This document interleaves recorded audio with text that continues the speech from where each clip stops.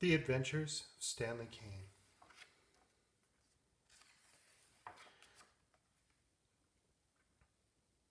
Book 1. Stanley Kane lived in a big purple house. He had a dog, a pig, and 2 cats. One day, he heard a knock at the door. "Who is it?" he yelled, but there was no answer. The knock kept knocking. The pig looked at the dog, the cats looked at each other, and Stanley Kane looked at the door, which was knocking. "Let me in," yelled the knock. "Are you a good knock or a bad knock?" asked Stanley. "I'm neither good nor bad. I'm just a knock," answered the knock. "And if you don't let me in soon, I won't even be a knock." The cat looked at the pig, and the other cat looked at the dog, and they all wiggled their tails.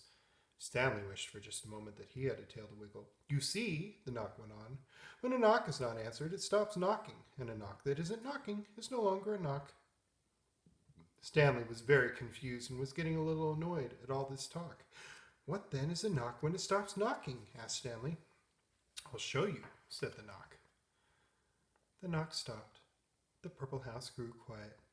Stanley could hear the rain falling outside. The 2 cats went to sleep. The pig and the dog went to the kitchen to eat some chocolate cake, and Stanley Kane stood by the window, wondering where the knock went.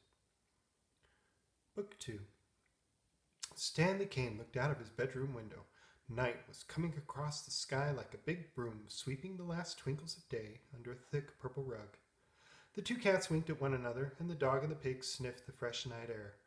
The moon looked down at the purple house, at the 2 cats winking, at the dog and the pig sniffing, and at Stanley Kane dreaming. The moon's light touched Stanley on the forehead. Stanley looked up. "Hello," said the moon. "Hello," answered Stanley. "I didn't know the moon could talk." "Everything can talk," answered the moon. The 2 cats paid no attention, and the dog and the pig began to fidget. "If everything can talk, then why can't I hear them?" asked Stanley. "Because you don't listen," said the moon. Lights began to flicker on in the distant village. The moon looked down and stroked the fur of the 2 cats, patted the dog on the head, and tweaked the pig's tail. "Thank you," said the cats. "Thank you," said the dog. "No, thank you," said the pig. "Moon, do you know any songs?" asked Stanley. "No," replied the moon, "but I will teach you to find your own. Listen to the dog. Listen to the pig. Listen to the 2 cats. Listen to the purple house and listen to far-off village lights. Listen with your ears. Listen with your eyes. Listen with your nose, and listen with your heart." Stanley listened and listened and listened. He listened with his ears. He listened with his eyes. He listened with his nose, and he listened with his heart. And Stanley began to sing. The 2 cats began to sing. The dog and the pig began to sing. The purple house began to sing, and the far-off village lights began to sing. Their songs danced in the light of the moon, and the moon listened. Book 3. Stanley Kane was in his bed. He was very sleepy. The 2 cats were sleepy. The dog and the pig were sleepy. "I wonder where you go when you go to sleep," thought Stanley. "Do the cats, the dog, and the pig go to the same place?" The grandfather clock in the hall struck 9. The 2 cats began to snore. The dog and the pig began to snore. "Grumble, rumble," went the first cat. "Rumble, grumble," went the second cat. "Snoogle, google," went the dog. "Google, snoogle," went the pig. "Rumble, grumble, snoogle, google, rumble, grumble." "How can I ever get to sleep with all this noise?" thought Stanley, and he jumped out of bed and went to the kitchen to eat some chocolate cake. He cut a big slice and poured a glass of milk. As he sat and ate, a mouse came out of the wall. "May I have some cake and milk, please?" asked the mouse. "I thought mice ate cheese," said Stanley. "I do most of the time," said the mouse, "but there are times when only cake and milk will do." "I know what you mean," said Stanley, and cut the mouse a mouse-sized portion of cake. "Do mice snore as loudly as 2 cats, a dog, and a pig?" "Not quite so loud," answered the mouse, "for we are much smaller." "If I move my bed in with the mice," thought Stanley, "then maybe I could get to sleep. Say, mouse, do you think I could move in with you?" "That depends," said the mouse. "You see, my doorway is very small, and you are very tall. That wouldn't do at all. That wouldn't do at all. What if you should fall and squish my brother Paul? Or what if you should sneeze and blow away our cheese? And I ask you, if you please, if you come down with some disease and spread it all among us, some green and creepy fungus, what are we to do? What are we to do?" The mouse had lost all interest in the chocolate cake. He had even forgotten Stanley. all he heard was his own voice. Oh, what a wonderful voice, thought the mouse. He picked up a tiny black cane, popped a straw hat on his head, and began to dance across the table. Green and creepy fungus, and blow away our cheese. What are we to do? What are we to do? This is too much, thought Stanley. A rhyming, dancing mouse. How could anyone get any sleep? Stanley got up and went up toward his room. Far below, he could still hear the mouse singing, and squish my brother Paul. That wouldn't do at all. That wouldn't do at all. Stanley climbed into bed and pulled up the covers, and before you could eat a mouse-sized portion of chocolate cake, he fell asleep. Book 4. Stanley Kane sat on the porch of the purple house eating breakfast. The dog ate breakfast from a big blue bowl, the pig ate from a green heart-shaped bowl, and the 2 cats drank milk from a milky-shaped bowl. Breakfast is the best meal, thought Stanley. Every meal is the best meal, snooted the pig as he gobbled down the last crumbs of cream of wheat and brown sugar.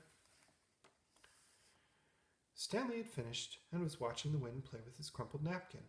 He looked up and saw the wind play with the leaves of the trees. It played with the clouds, it played in ripples on the cat's milk, and it played wiggly wiggly with the pig's tail. Wind, asked Stanley, how can you play in so many places at once? The wind did not stop to answer. It picked up the napkin and carried it into the yard. It pulled a leaf from the tree and danced a hop with it in the air. It pushed at Stanley's back until he almost fell from his chair. The dog began to fall asleep. The 2 cats began to fall asleep. The pig burped and said, "Excuse me." Wind, said Stanley, have you a voice? I have many voices, answered the wind. The voice came from all places at once. It was very loud and at the same time very soft. It came from very far away, and at the same time its lips spoke as if they were next to Stanley's ear. He heard the voice in the floating of the clouds, and the wish-wish of the leaves, in the rumple-crumple of the napkin, in the wiggly-wiggly of the pig's tail. I wish I could play in so many places, said Stanley. You can, said the wind.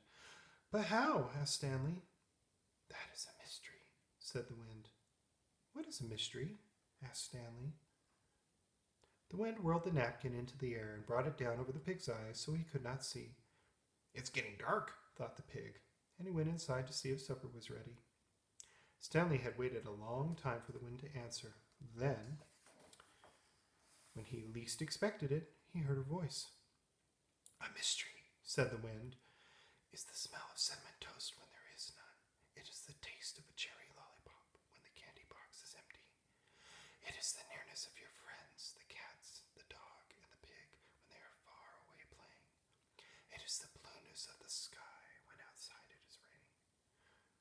That's a strange answer, thought Stanley.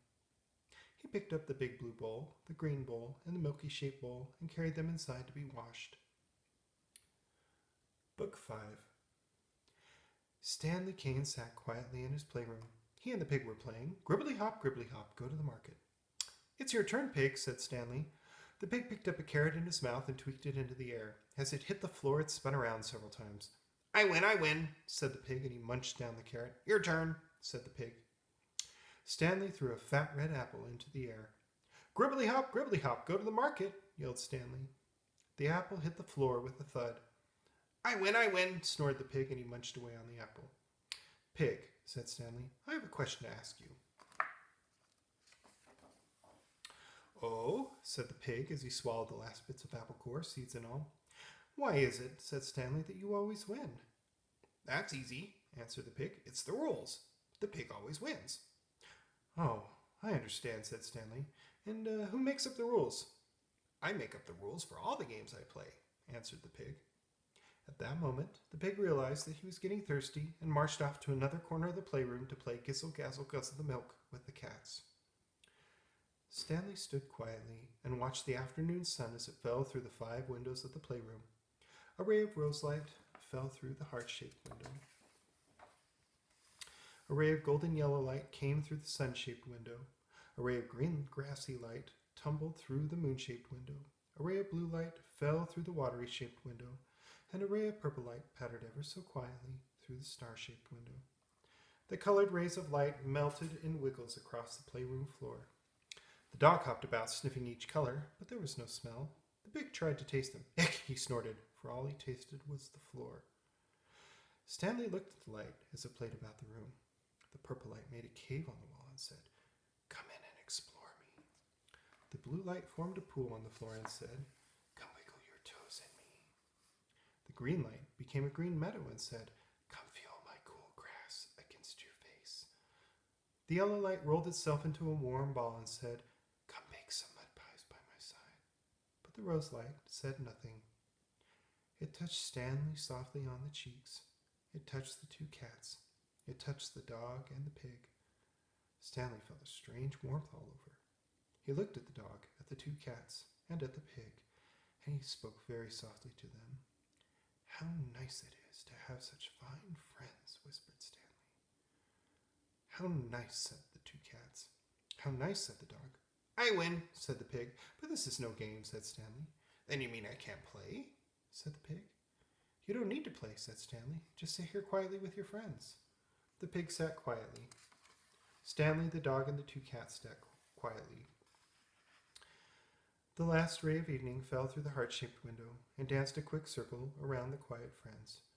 "Good night," said the rose ray. "Good night," said Stanley. "Good night," said the dog. "Good night," said the two cats. "How nice," said the pig.